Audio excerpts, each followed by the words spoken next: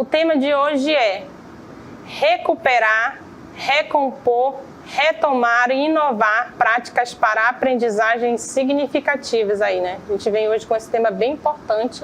Exatamente, um tema muito importante. E aí a gente já traz assim uma perguntinha no início, a gente já traz uma indagação para que a gente possa pensar mais um pouco sobre esse assunto. E aí, professor, professora, você sabe qual é a diferença entre os termos recuperação e recomposição de aprendizagem?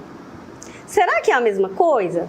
Será que a recuperação ela tem o mesmo significado da recomposição ou não? O que você acha, Ellen?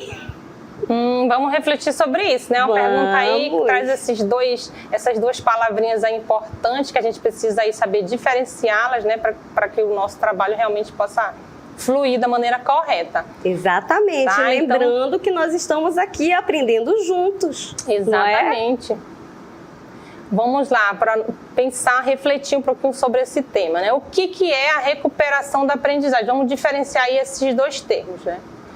Pode ser entendida como a retomada de assuntos e conceitos já ensinados em algum momento da vida escolar do estudante. Geralmente é focada na revisão dos conteúdos e não propriamente nos objetivos de aprendizagem, né? Ou seja, nesse texto aí a gente vê essa sutil diferença, né, entre recuperação e recomposição da aprendizagem. Ela é um pouquinho mais pontual, a recuperação, né? Ela refere-se ali a determinado momento do processo de ensino-aprendizagem. Exatamente, não é? De repente, o aluno teve acesso ao ensino, mas ele não conseguiu obter o resultado que ele esperava, não é? Exato. Então, aí sim vai acontecer a recuperação de aprendizagem, não é? Vamos continuar nessa reflexão e agora vamos ver um pouquinho sobre o que seria a recomposição de aprendizagem. Então vejamos aí, surgiu como uma demanda após gestores e educadores perceberem a defasagem escolar como resultado dos impactos da Covid-19 na educação básica.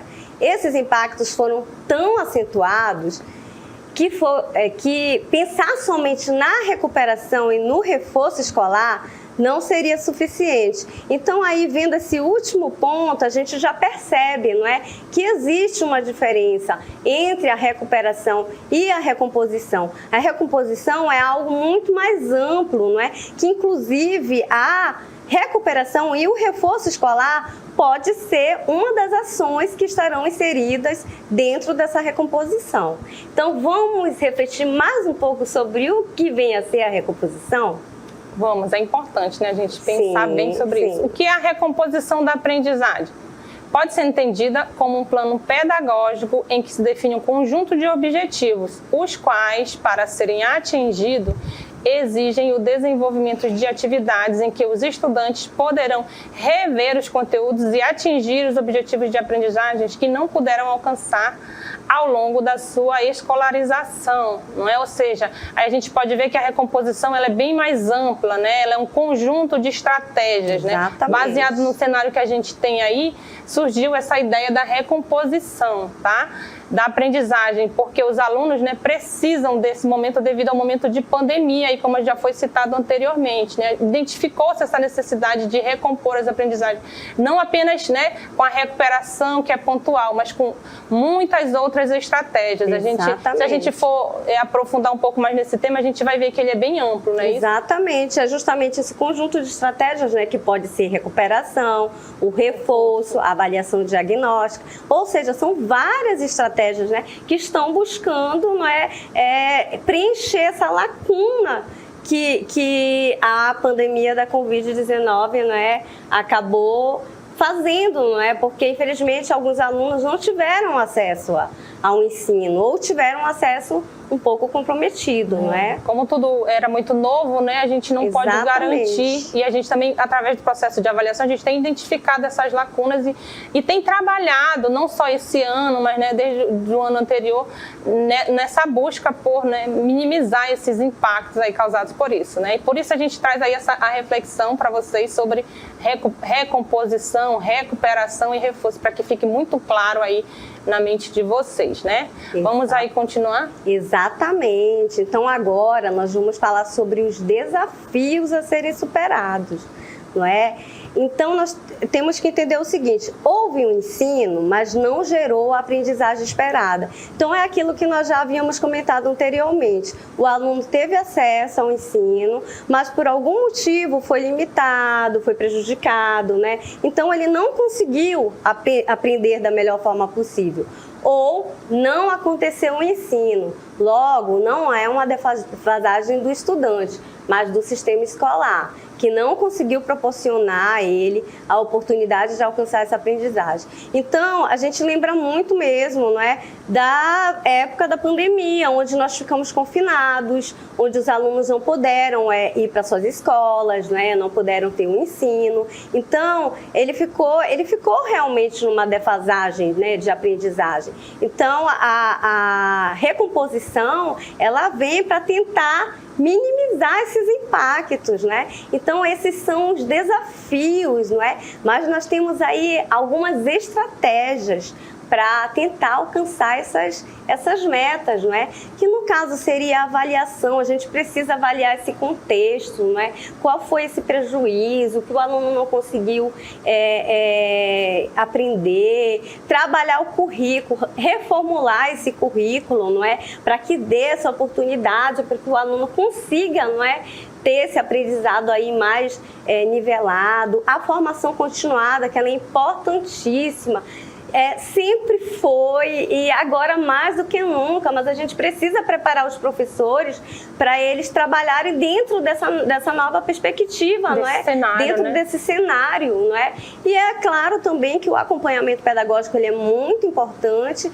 E o acolhimento, nós precisamos fazer com que esses alunos se sintam pertencentes, não é? Eles são os protagonistas desse processo. Então, nós precisamos acolhê-los, não é? Muitos alunos ficaram com problemas emocionais, não só eles, mas acredito que a pandemia nos trouxe vários prejuízos, não é? Claro, prejuízos de ordem que a gente não pode aqui nem mensurar, né?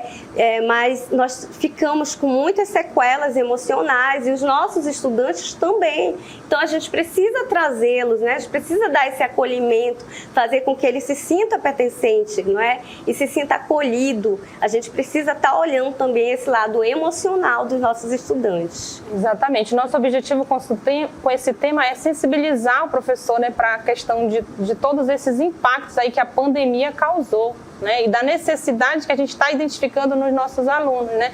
Um momento ímpar, um momento de medo, né, de aflição, de incerteza, que o nosso aluno ali não estava sabendo direito o que estava acontecendo. Aliás, né, acho que até a gente não sabia muito o que ia acontecer, né? Então, estudar no meio de tudo isso, eu acredito que era algo difícil, né? Mas eles tentaram, né? Aí, muitas vezes, alguns com umas propostas totalmente novas aí, né? Um ensino híbrido, alguns levavam as atividades para casa e ficava ali sem aquele devido apoio do professor, né? Ali aquele auxílio do professor, muitas vezes fazendo tudo sozinho. Tudo era muito novo para os nossos alunos. Eu acredito que eles tentaram, né? Mas a gente não pode garantir. Então, baseado nisso, a gente tem aí essa ideia, né, trazendo para vocês trazer a recomposição dessas aprendizagens, de avaliar esse cenário, verificar o que aconteceu, né, o que está faltando, onde estão as lacunas, para a gente tentar ir de alguma forma ajudar nossos alunos, né? Como a gente bem viu as nossas amigas aí frisarem, as nossas pedagogas frisarem nos momentos anteriores sobre a questão da avaliação, né? Que não como uma forma de punir o aluno, mas de identificar ali os possíveis problemas, as possíveis lacunas que a gente precisa ali, né, corrigir, preencher, tá? Então é importante esse momento para isso, é importante, né, que o nosso professor e que a gente tenha esse olhar, né, de que esse aluno está precisando desse momento, né, que ele está precisando da nossa ajuda, do nosso apoio para superar aí os desafios trazidos por esse momento, por esse cenário aí, né? Exatamente. Nenhum de nós estávamos preparados para esse cenário, não é? Nós fomos aprendendo a fazer as coisas fazendo, não é? Então, foi um desafio, eu acredito que ainda está sendo um desafio muito grande, não é? Tentar recompor a aprendizagem e esse prejuízo que foi causado pela pandemia. Então, vamos dar prosseguimento ao nosso tema. recomposição da aprendizagem, desafios e oportunidades, né? A avaliação diagnóstica e processual, né, são avaliações que permitem reconhecer aprendizagens desenvolvidas ou não e as respectivas lacunas, né? É o que eu falei, né? O processo da avaliação diagnóstica, né? Que é esse processo aí que a gente tem tentado fazer aqui, né? Tem feito. E a processual, ela nos permite verificar, né, onde é que estão. Exatamente. Onde é que estão as lacunas, o que a gente precisa melhorar, o que a gente precisa resolver ali em relação ao processo de ensino-aprendizagem dos nossos estudantes, tá? Então, elas servem para isso, né? Às vezes eu em algumas escolas eu via que os professores usavam a avaliação assim como, né, de uma maneira incorreta.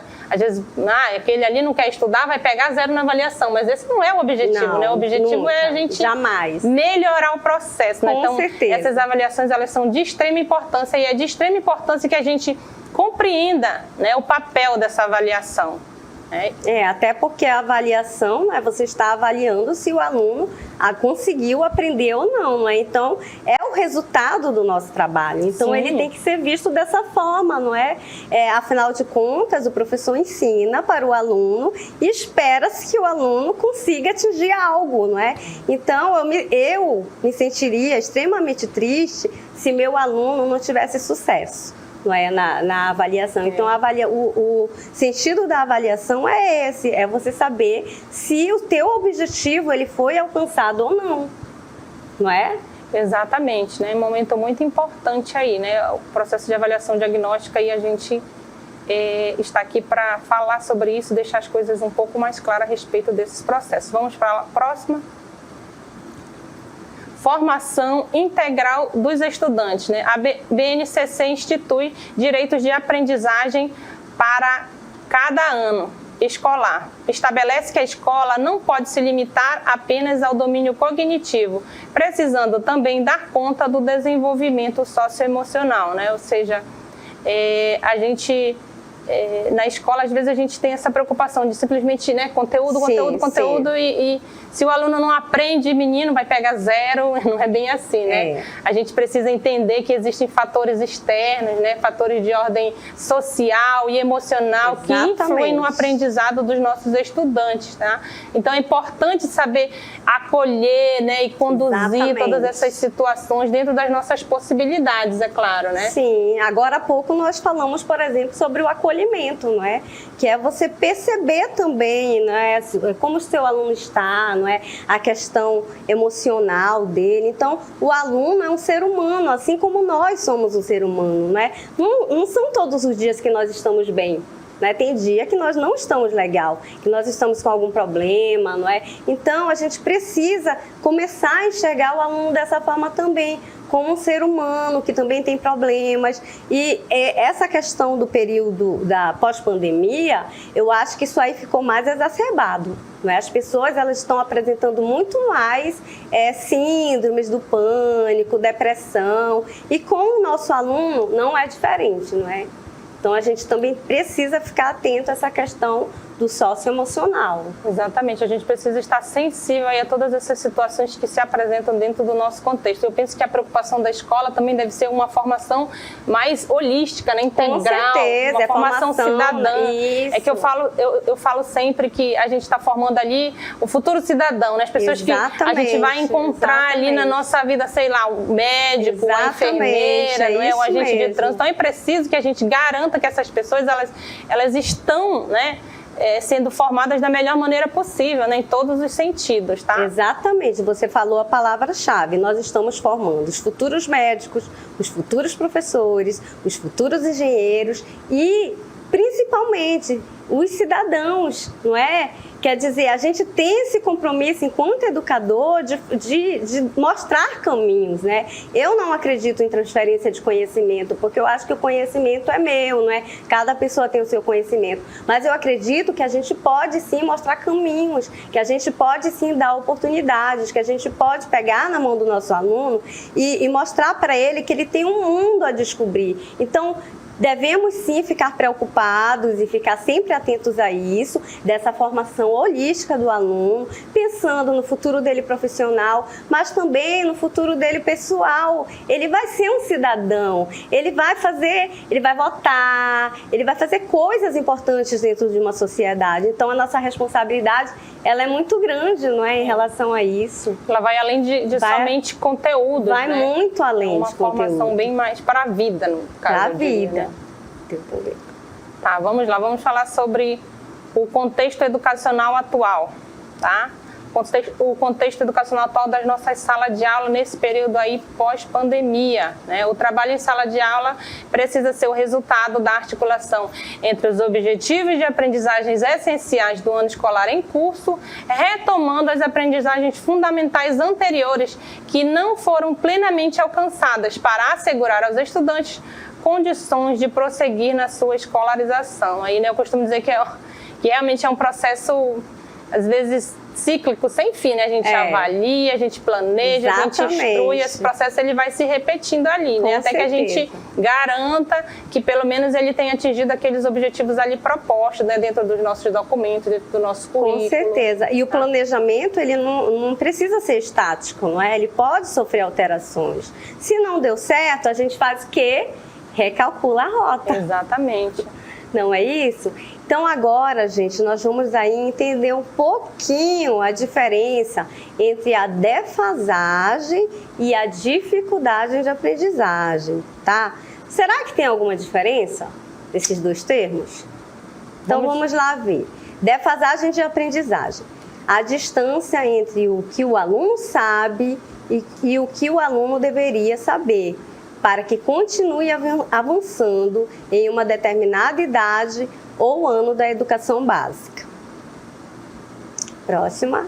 Se existe defasagem, é porque temos uma referência e uma expectativa do que deveria ter sido alcançado. Isso aponta para a possibilidade de medir a distância entre o que deveria ter sido alcançado e o que foi de fato alcançado. A defasagem já é um termo que a gente já vem conversando aí nesse nosso bate-papo, não é? Desde o início da nossa apresentação. Já sabemos que no período da pandemia, né, foi identificada uma defasagem muito grande devido ao confinamento, né? E em decorrência disso é que surgiu essa demanda da recomposição de aprendizagem, não é? Mas assim, essa defasagem ela pode acontecer por N motivos, não é? Não significa que o aluno tenha uma dificuldade de aprendizagem, que aí já é uma coisa diferente, não é? A dificuldade de aprendizagem pode ser motivada por limitações cognitivas, mas também pode ser associada a fatores emocionais, fisiológicos ou sociais, exigindo mais do que uma intervenção pedagógica. Então vejam aí essa última frase aí, exigindo mais do que uma intervenção pedagógica. Então quando a gente observa que que o nosso estudante apresenta uma dificuldade na aprendizagem, isso quer dizer que a gente vai ter que lançar mão de uma equipe multidisciplinar. Não é? Aí já vai ter que entrar um psicólogo, um fonoaudiólogo, um psicopedagogo, e essa equipe de profissionais vai identificar qual é a dificuldade que aquele estudante apresenta e buscar a melhor forma, não é, para que ele possa aprender. Então, aí a diferença entre a defasagem e a dificuldade de aprendizagem. Exatamente. A defasagem ela pode estar ligada a muitos fatores externos, né? Sim, como a gente falou aí, cenário da pandemia, pode ser fatores sociais, emocionais também, né? Exatamente. E aí a gente tem lá a outra questão, né? Da dificuldade de aprendizagem. No meu caso, a gente às vezes consegue identificar dentro da sala de aula aquele aluno que precisa ali de um apoio, né? De um fono ou de qualquer outro profissional, né? Dentro dessa equipe multidisciplinar aí, né? É importante a gente perceber essas diferenças aí, né? Para que a gente consiga tomar medidas realmente exatamente, porque sentido. Se a gente não conseguir identificar isso, fica muito difícil para o nosso estudante, não avançar. Não é? Se você não consegue saber se ele tem uma dislexia, se ele tem algum grau leve de autismo, não é? Alguma interatividade. Então, assim, fica difícil fazer com que ele avance, não é? Mas se você tem uma equipe de profissionais, na verdade, nós estamos falando que esse seria o cenário ideal, não é? Nós gostaríamos muito que tivesse essa equipe, né, multidisciplinar, para que pudesse identificar isso, né, para que esse aluno pudesse ter sucesso no ensino, porque é muito possível, gente. E a gente tem que ter, né, essa noção de que existe essa diferença para que a gente não venha confundir, né? Exatamente. Essa é a ideia quando a gente veio aqui tratar desses termos, né? Deixar isso muito claro na mente do nosso professor aí, né? Para que ele possa auxiliar os nossos alunos aí da melhor maneira possível. Muito bem. Então, agora nós vamos falar sobre os projetos de apoio à recomposição de aprendizagem, né? Olha, agora nós estamos aí no nosso universo. Exatamente. Vamos falar agora sobre o Contraturno Digital e sobre o Conquistar. Pois é, são projetos aí oferecidos pela nossa secretaria, aí, né? O Contraturno Digital, que atende aos alunos do ensino fundamental do 6º ao 9º ano, que tem aí exatamente esse objetivo, né, de fazer de auxiliar nessa recomposição da aprendizagem. É uma das medidas, né, que a gente tem adotado aqui para auxiliar a recomposição dessa aprendizagem e outras possíveis dificuldades dos nossos alunos aí também, né, visto que esse material fica aí disponível na rede para que eles... Exatamente. Então, o Contraturno Digital, ele abrange aí o ensino fundamental do 6º ao 9º ano. Os componentes curriculares que são trabalhados são língua portuguesa, matemática, história, geografia e ciências. E olha, os nossos recursos digitais ofertados são as nossas videoaulas, dicas de conteúdo, listas de exercícios para estudantes, caderno de orientação para professores e mapas conceituais com resumo de conteúdo. Vale lembrar que esse material é produzido pelos nossos professores ministrantes, né? Que são professores especialistas na área, e eles fazem esse material assim com muita qualidade, tem muitos recursos. Então, você, professor presencial, que ainda não conhece, daqui a pouco aí nós vamos abrir aí, navegar um pouquinho na nossa plataforma Saber Mais, mas é muito importante que você tenha esse acesso, que o aluno tenha esse acesso, porque é um material de muita qualidade. Que utilize também, exatamente, né? Porque os professores se dedicam tanto, dá trabalho para fazer. Tem que estimular o nosso aluno a ser autônomo. Exatamente, né? Fazem parte das nossas medidas de recomposição da aprendizagem. Então a gente, né, salienta aqui essa importância de conhecer, de utilizar, né, de disponibilizar para os nossos alunos. Eu, por exemplo, até as minhas sobrinhas não são da rede, mas eu acabo sempre falando para ela, para os amigos, olha, tem um material muito bom para vocês que estão estudando, para vocês que precisam aí, né, melhorar, assistir mais aulas aí boas. Tem esse material aqui, vão lá, dá uma olhada nesse material, sabe? Está disponível aí na rede, no YouTube, nas plataformas, tá? Então é importante vocês conhecerem esse material, é importante também vocês fazerem com que nossos alunos conheçam aí, tá? Esse material está disponível aí na nossa plataforma Saber Mais, e é importante o acesso de todos vocês. A gente vai dar uma visualizada agora aqui na nossa plataforma Saber Mais. Só volta a cartelinha para a gente falar sobre o Conquistar, que nós não falamos, que também é um projeto maravilhoso que nós temos. Olha, abrange o ensino médio, educação de jovens e adultos. Os componentes curriculares são todos, com divisão de redação, gramática e literatura. Olha que beleza! Dividido aí a redação, a gramática e a literatura. Conteúdos bem organizados. Isso, que ótimo! E os recursos ofertados, nós temos as videoaulas, as dicas de conteúdos, lista de exercícios para estudantes, caderno de orientações para professores, estratégias pedagógicas em formato de temporadas, olha, bem atual, né? E o Tira Dúvidas, né? Agora a Ellen vai dar uma navegada aí para mostrar isso melhor pra gente. É isso, esse material tá disponível aí na nossa plataforma Saber Mais. A gente tem aqui a nossa plataforma, tá? Uma plataforma bonita. E aí a gente pode ter acesso a todo esse material aqui, ó. O Conquistar, o Contraturno Digital. Aqui, ó, vamos ler um pouquinho sobre aqui o Conquistar. O que é, né? O Conquistar é um projeto realizado pela Secretaria do Estado de Educação, visando apoiar a aprendizagem e diversificar as estratégias de ensino para os alunos da última etapa da educação básica. Aqui tem quem pode participar, né? O público-alvo são os alunos do ensino médio e o terceiro e o segmento da educação de jovens e adultos, tá? Aqui nós temos os materiais didáticos disponíveis aqui, tá?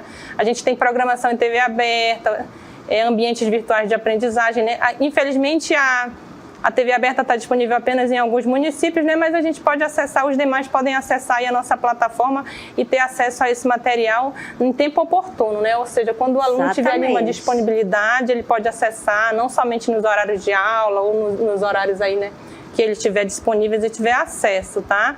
É um material rico, como muito a rico. Suzana falou, é um material assim que a gente vê o esforço dos nossos professores em fazer, tá?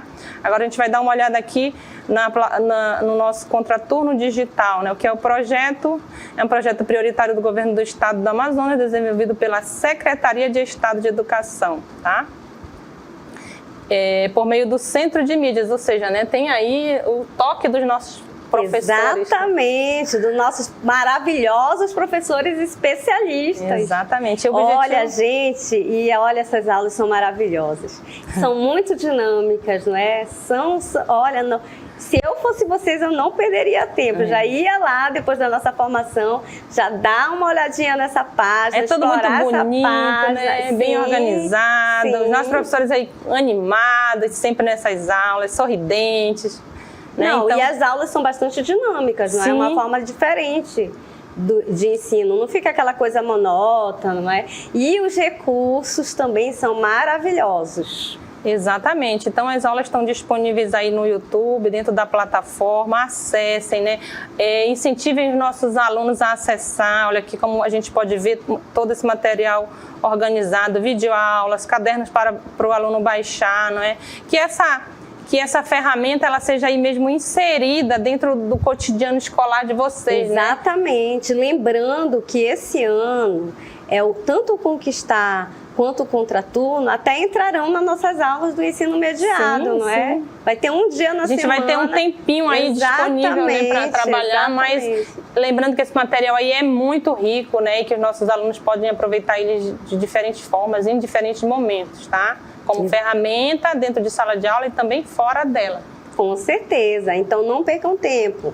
Logo que vocês tiverem a oportunidade, acessem a plataforma Saber Mais. Lembrando que o vídeo tem baixa resolução, não é? Então eles não vão ter tantas dificuldades assim de baixar o vídeo, não é? Então, de ter acesso a esse material, muitas vezes, até pelo celular, algumas coisas a gente consegue, isso, né? Mesmo. Então, que essa ferramenta aí, né, sirva aí de apoio para vocês e que a gente possa encontrar vocês por lá, participando, comentando, assistindo, né? Que a gente possa aumentar aí com certeza as visualizações, porque realmente é um material muito bacana, né? Muito bacana. Bem produzido, que a gente se esforça ao máximo aqui para entregar para vocês mais essa ferramenta, né? Para auxiliar os nossos alunos aí de alguma forma nessa recomposição, na recuperação, no reforço desses conteúdos, exatamente, né? Ou seja, é uma plataforma que tem também, né, diferentes habilidades, né? Diferentes funções ali. Né? Exatamente. Então agora, não é? Olha, apareceu um mosaico aí de palavras, ó. O que será que tem nesse mosaico, Ellen? Então são várias palavras aí, olha, eu tô vendo aqui em evidência, estudante, né? O nosso protagonista do processo, professores. Sem os professores, não é? Não seria possível a gente fazer essa recomposição de aprendizagem. Exatamente. Recomposição de aprendizagens, formação continuada, recuperação da aprendizagem. Foco nas aprendizagens essenciais, ou seja, essa nuvem de palavra aí é referente a tudo aquilo que a gente falou nessa tarde, exatamente, né? Todo o nosso tempo, tudo aquilo que é importante desse momento, tudo aquilo que a gente quis, né, deixar bem aí esclarecido para vocês, tudo que a gente quis chamar a atenção de vocês, né? É importante que a gente se debruce um pouco mais sobre esse tema e tente aí, né, colocá-lo em prática, né, no nosso cotidiano. Exatamente. Esperamos, assim, que tenha, né, dado aquela vontade de conhecer mais um pouquinho sobre o tema, porque realmente é um tema, assim, muito amplo, não daria aqui para a gente estar falando tudo em 30 minutos, mas você pode, com a sua curiosidade, lá pesquisar um pouco mais sobre recomposição e espero que você esteja assim entusiasmado para fazer isso, não é? Então aqui a gente finaliza esse primeiro bloco, não é? Sim, esperamos que vocês aí, né, tenham entendido a nossa proposta e que estejam com a gente aí nesse ideal.